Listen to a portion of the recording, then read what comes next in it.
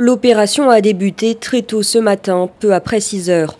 Originaires essentiellement du Soudan, de Somalie et d'Érythrée, environ 1700 migrants étaient installés dans ce camp situé au nord-est de Paris. Le long du canal de Saint-Denis, ils avaient pour abri de simples tentes collées les unes contre les autres. En plus de ces habitations précaires, le manque d'hygiène et de nourriture rendait cette vie de rue difficilement supportable. Rester ici un mois a été très dur pour moi. Les gens sont malades, ils n'ont pas de nourriture, ils n'ont rien.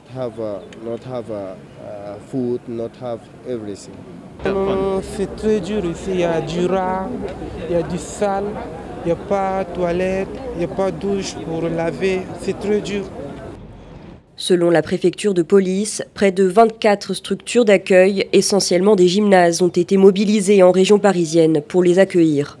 Une victoire pour ceux qui ont milité afin d'améliorer les conditions de vie de ces migrants. C'est un enjeu de dignité. Les campements de rue ne devraient pas exister dans notre pays. Et nous nous sommes battus avec une trentaine d'associations, un certain nombre de syndicats, pour exiger une mise à l'abri des personnes. Cette opération sur le campement du Millénaire est la 35e organisée dans la capitale depuis 3 ans. 2 autres campements sont installés depuis des mois à Paris. L'un au canal Saint-Martin où vivent environ 800 migrants.